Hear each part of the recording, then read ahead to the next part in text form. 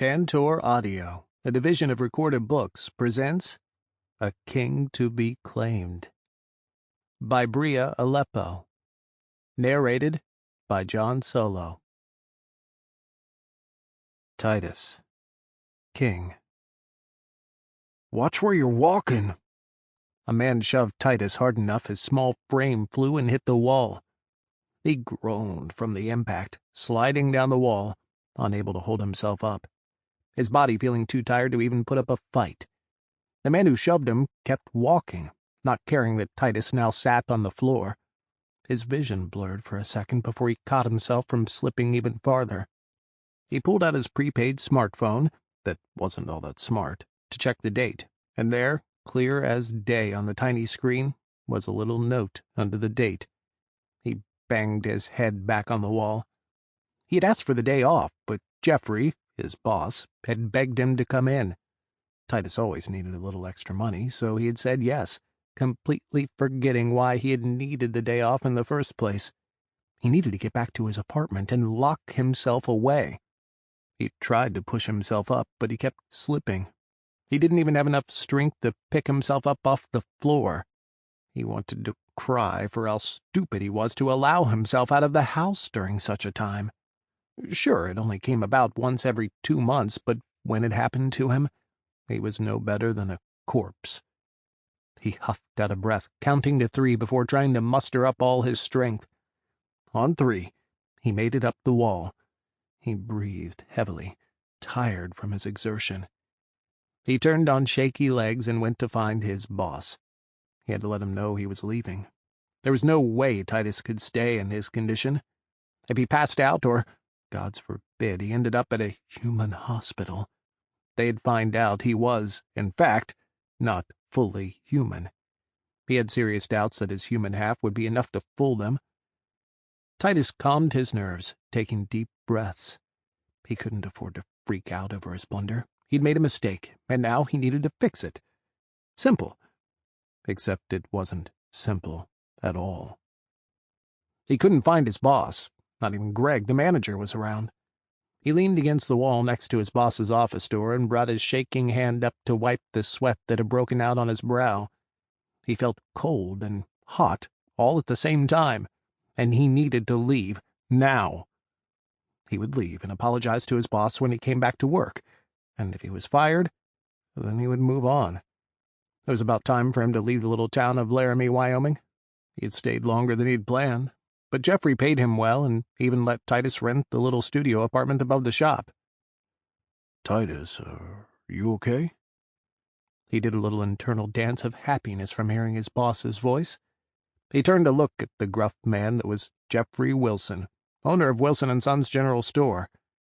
Jeffrey was a third-generation owner, and had yet to get the Sons part of the store's name. Titus thought it was because the man wore what he ate, literally.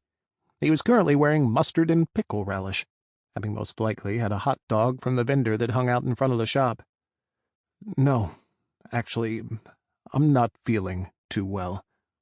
I really need to go," he said. Jeffrey's dark brown eyes scanned over Titus. He was tempted to say fuck it and walk out on his boss, consequences be damned. He held back. Jeffrey had never been mean to him, and he had always been understanding of the days Titus had asked off. "Yeah, you look a little pale. I called Megan. She said she should be here in a few minutes." Titus didn't feel like he had minutes, losing the small grip he had on his control. He was seconds from passing out, and really he'd rather pass out behind doors that were locked. The hospital fear was real. Jeffrey had called the ambulance once because Megan had gotten a bloody nose. If that happened, he would have to go into deeper hiding, like find a cave and sleep there for months before he could come out, and even then he might not be able to escape. Damn technology was so advanced that it was impossible to hide. He looked at his boss and gave the best puppy dog eyes he could muster. A door banged behind him. He tried to turn and see who'd walked in, but his head started to spin. He started to take deep breaths in through his nose and out through his mouth. He was going to be sick. Turning had been the wrong move. The toast and water he'd had for breakfast felt dangerously close to coming back out. There was a hand on his shoulder, shaking him, and words were said, but nothing penetrated the fog that had claimed his head. He shook himself loose of the deep fog and followed the hand up to Jeffrey's face. His face was pinched with concern, and Titus tried to concentrate. Jeffrey's mouth was moving, but sound and words were slow to come to him. He swallowed the bile that had come up, and it burned a little going back down. He should have stayed in, and now he was regretting it. He felt someone put their arm around his waist, taking most of his weight. He groaned. Everything was so fuzzy. The arm around him wasn't big enough to be Jeffrey's, but he couldn't think of anyone else who would help him. He was about to ask, but they started to move. It took all of his effort not to give the stranger all of his weight and pass out. He blinked, and he was no longer in the store. Panic gripped him, ice-cold fear running through his veins. "Calm the fuck down, Titus, or you're going to fall over the railing." Greg's harsh voice came through the fog that permeated his mind. He blinked a few times, trying to clear his vision and brain.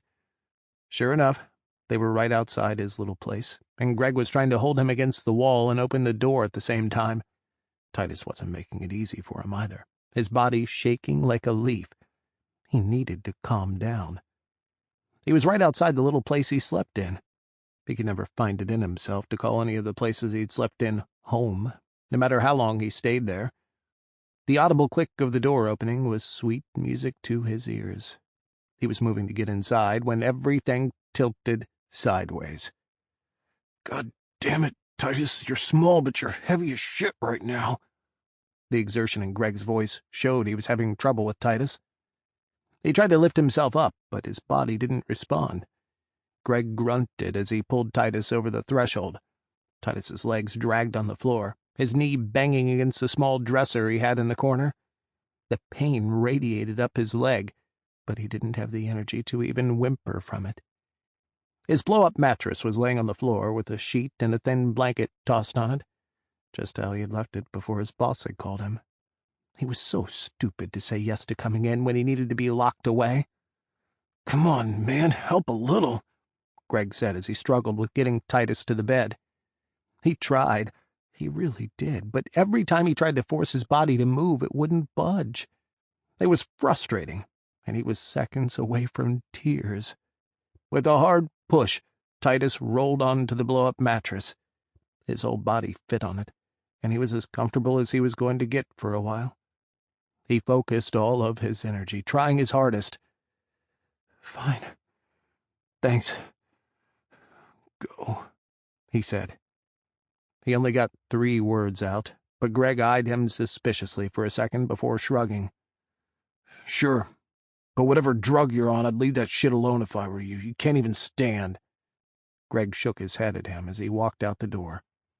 That was the last thing Titus saw. He released all his control and relished in the feeling as sleep took him over. It was nothing but blackness in his dream, and that was the best kind of dream. He floated in the inky blackness, his body feeling weightless. It felt good to let loose and dream of nothing. He had no idea how long he slept, but a sharp pain made his back bow. The burning pain he felt was familiar, and he groaned as he started to come to. He moved his head first, turning to look out the small window.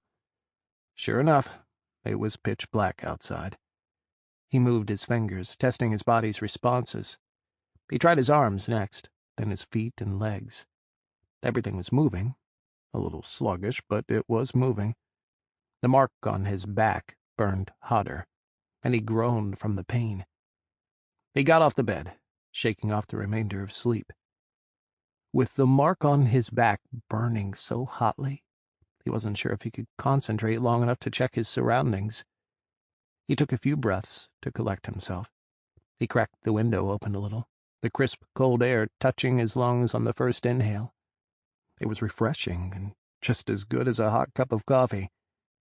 He leaned closer to the window, drawing more air into his lungs. The cold felt amazing to him. He could never understand people who hated the cold. He felt the first little piece of his power inside of him awake with the fresh cold air. He wasn't powerful, but he had a touch of power. He had enough to cast out and check his surroundings.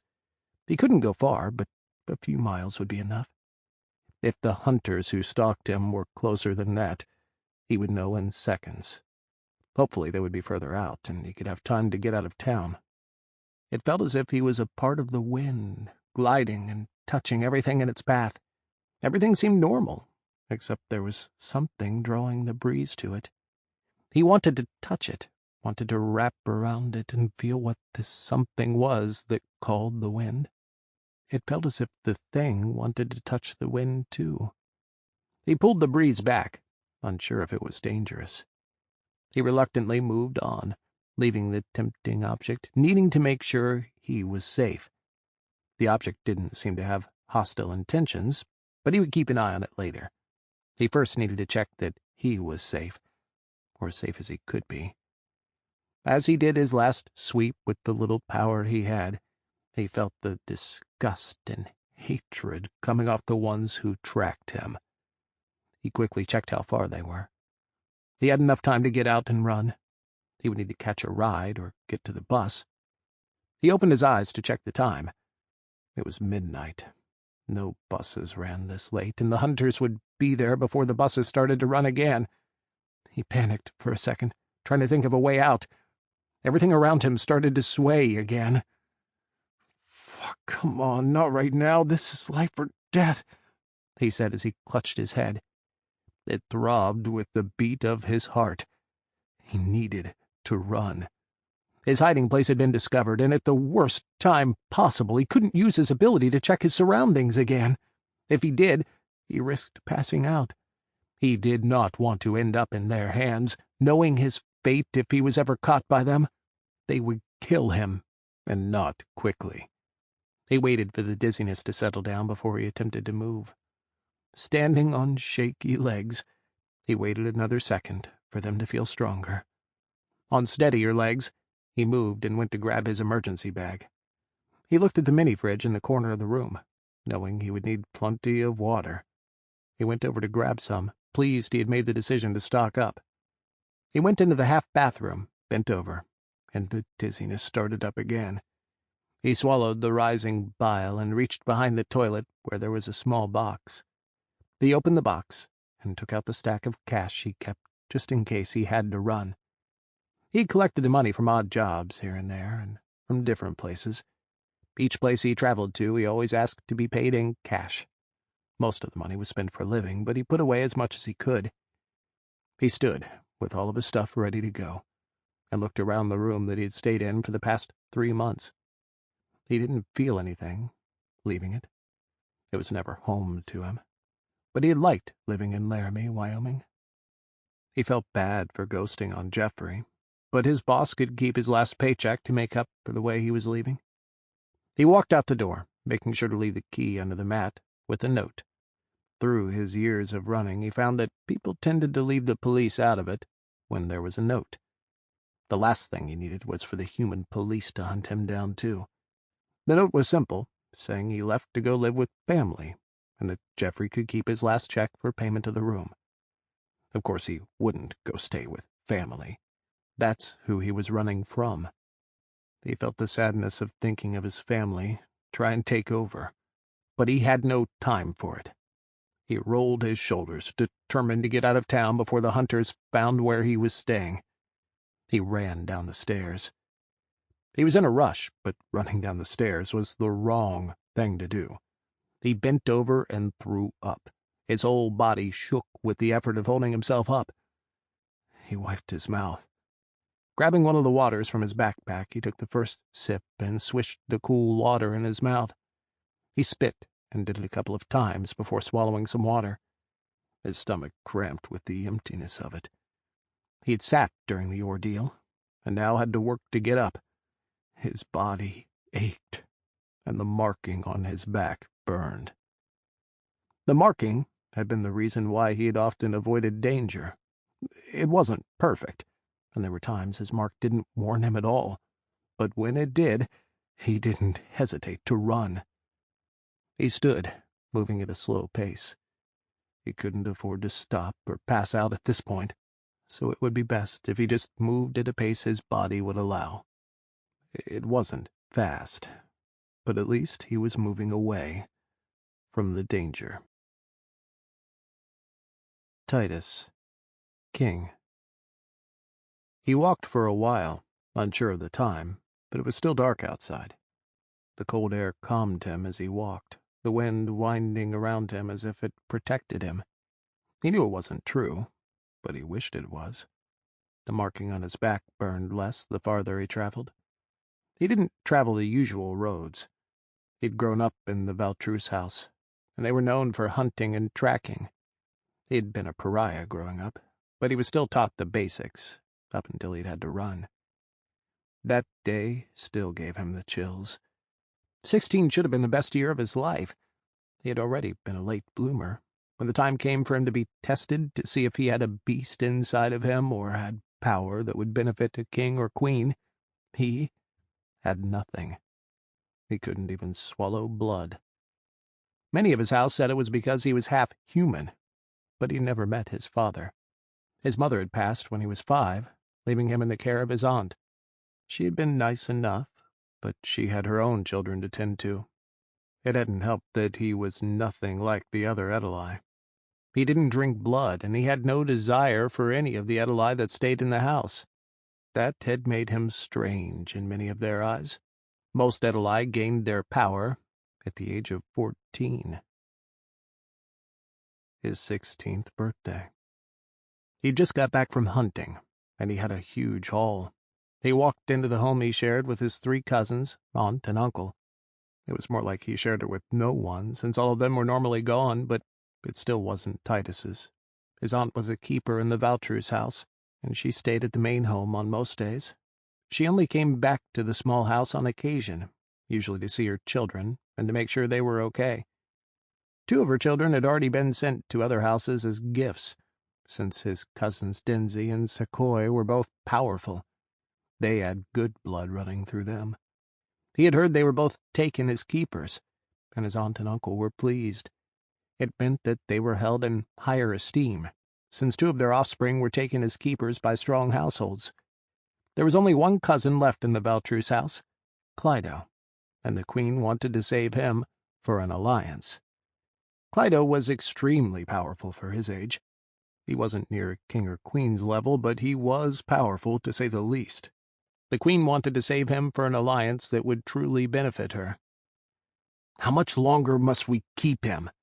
He is a stain upon our family," Clydo said. Titus stopped right outside the door, listening. He knew that he was weak, and they all looked down on him. He couldn't do anything about the human side of him. He hated it about himself. His mother had been one of the strongest keepers, but he was born so weak. Because of his mother's power and legacy, everyone had assumed he would be just as powerful, or at least half. But he wasn't. "I agree, Merlith. He needs to go. The boy is powerless and brings no value. For God's and Goddess's sake, the boy is 16, and the most he can do is feel where a deer is," Denzi, his uncle, said. I know. I promised Navari that I would watch over him. What would you have me do, break my oath? I followed my mistress's order, but I also gave my word to my sister." His aunt sounded distressed. He felt like crap. He had known that his uncle and cousin didn't care for him, but he had hoped that his aunt at least cared for him. But here she was, just keeping a promise to her dead sister. She didn't want him there either. "For how long?" Dishes crashed as Clydo let his anger out. Titus flinched. He knew firsthand how out of control his cousin got when his anger escalated. "I'll talk to Queen Mila and see if she can send Titus off." "She won't send someone that makes the house look weak and pathetic. She'll have him killed," Denzi said. Titus's body shook with fear. They would not see it as a cruel act, but as a mercy killing. "He should have died. Every 2 months he gets even weaker, not even able to move on his own. He should have been put out of his miserable existence long ago," Clydo said. Come on, darling. I know you want to keep your promise to your sister, but even you must realize killing him would be taking care of him. He would no longer be plagued with such a weak body. You would be helping to end his suffering." Titus held his breath for his aunt's answer. He already didn't feel safe in the house, but now that he knew his cousin and uncle wanted him dead, he feared for his life. She blew out a breath, obviously resigned to what they were saying. "You're right, but I'll talk to the Queen first." Cold dread gripped his heart. He hoped that his aunt would at least fight on his behalf. He moved quietly and walked out of the only place he had called home. They had never seen or heard him leave. That had been 8 years ago, and he still felt the sadness and anger of that day. To think he was so weak they would rather he be dead. The first year after he had left, he thought he was safe, but a hunter from the Valtreuse house had found him. He hadn't run. He hadn't thought there was a need until the man started to beat him up. The hunter had said many things that night. The Queen had ordered his execution. He was a weakness she didn't want out in the world. It didn't matter. He had left and never told anyone what house he came from. He was seen as a weakness. He had barely escaped that night. The hunter had had him pinned against the wall in an alley when a few humans started to yell and tried to help Titus. When the hunter was busy with the humans, Titus had made a run for it. Ever since then, he had run and hadn't let any of the hunters or small trackers get a hold of him. He heard a twig snap behind him. There was no way the trackers had gotten so close so quickly. He kept moving forward, not looking back, and he heard another twig snap. The hunters, or trackers, wouldn't be dumb enough to snap twigs, but he still kept moving, unsure of who else it could be. He didn't have the time to check the wind for who or what was following him. He picked up his pace when he heard the branches above him move. Fuck, they're in the trees. He turned, leaving the small forest. If he made it to the road, they wouldn't be able to jump down and ambush him. He kept moving, acting as if he hadn't heard anything. He slowly pulled the 12-inch blade that he kept on him. He sharpened it daily, making sure to have it ready when he needed to fight. He may have been weak in the magical area, but he had trained with the blade since he was a young child. He wouldn't go down without a fight. Before he could make it to the opening near the road, a dizzy spell overtook him. His symbol burned with ferocious intent. It felt as if his whole back was on fire, and not just the marking. He groaned as his head spun and his back burned at the same time. He tried to fight through the dizziness and just make it to the road. There, he could stop a trucker and catch a ride. He heard 3 sets of shoes hit the ground behind him, and he knew it was deliberate. They wanted him afraid. All hunters were trained to sneak up on prey. The game they played while they hunted him seemed to be about how much fear they could cause before approaching. How the fuck? His head pounded, making it hard for him to ask how they'd found him so fast. When he'd felt for them, they had been hours away, yet they stood right behind him. He turned slowly to face them, his blade hidden, knowing he would have to try a surprise attack. He was too weak to take them head-on. You're so weak it's funny. This task is child's play. I don't know how the other trackers failed to catch you. The Queen finally allowed me to find your pathetic ass, Clydo said. Titus hadn't expected his cousin, and he groaned again. He knew the surprise showed on his face. He'd assumed Clydo had been sent to another house, but he saw the light sheen of lilac surrounding Clydo's body, representing Queen Mila. Oh shit, you've become Queen Mila's keeper? You've shared blood and are now bonded? How fucking weird is that? He can see fucking colors, but he has no power. My mother took you because you could see bonds when you were a babe. Fuck, what a shit that turned out to be. Everyone swore that meant you'd be powerful, but you can't even hold that blade in your hand properly. Titus reflexively tightened his grip. He would show his cousin what kind of grip he had on the blade when it went through his skull. He calmed his nerves before he acted, knowing he had to be smart when dealing with his cousin. "I'd rather see colors and be bonded to a dying queen," he said. In hindsight, Titus realized antagonizing his cousin probably wasn't his smartest choice. "You dare speak of my mistress that way? I will tear your fucking head off and relish in your bloodshed," Clydo said. Yeah, not his brightest moment. He was making his cousin angry, and while most people made mistakes when they were angry, Clydo didn't. Titus remembered whenever Clydo got angry when they were children. He would hunt and kill the animals with deadly accuracy. He stared at his cousin, trying his hardest to focus so that he missed nothing. His body wasn't cooperating with him, and he felt his legs weaken before he fell to the ground. He stayed upright, on his knees, because he wouldn't give them the satisfaction of thinking he had given up. "Fuck, you're so weak it almost takes the joy out of this." The dead grass around Clydo crunched as he circled Titus. Titus strained his neck to watch him. Clydo was behind him, though Titus didn't think Clydo would end it that way. Killing him from behind would bore his cousin, but causing a fatal wound or tripping Titus wasn't out of the realm of possibilities. He knew his cousin got a sick satisfaction from watching the life leave someone's eyes. He wouldn't miss that for anything. Clydo walked back in front of him. Titus knew there were other hunters around, but they hadn't moved toward him, so all of his focus was on Clydo. He would be the one to deal the final blow. "You look just like your mother did, on your knees, waiting for your death." Confusion hit Titus instantly.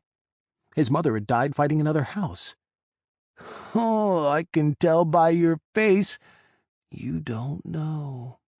Clydo tilted his head to the side. "You poor thing. My mother killed your mother." "You're a fucking liar!" Titus screamed. Anger and confusion warred inside of him. His aunt had loved his mother.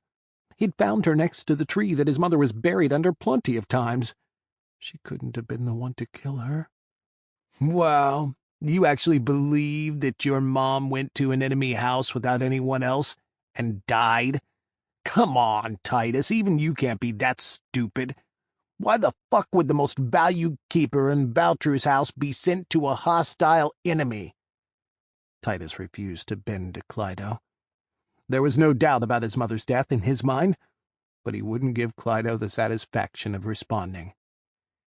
"I can tell you're thinking about it, but believe whatever you want.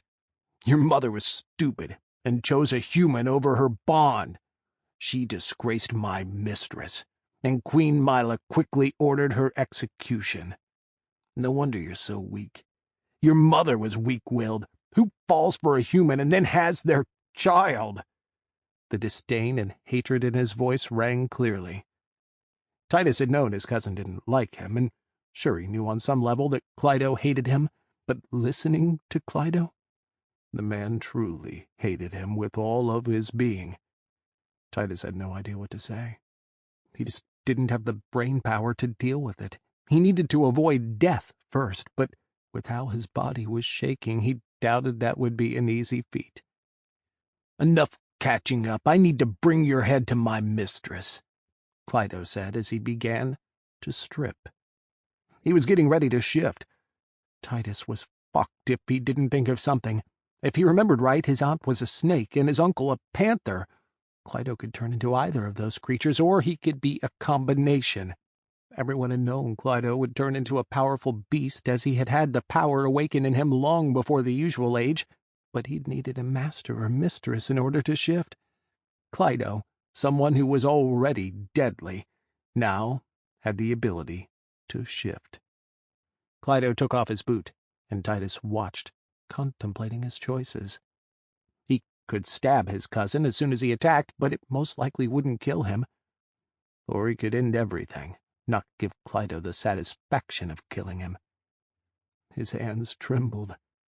8 years he had avoided them, and now, when he was at his weakest, he would be killed by his cousin, or by his own hand. He wanted to laugh. Sample complete. Ready to continue?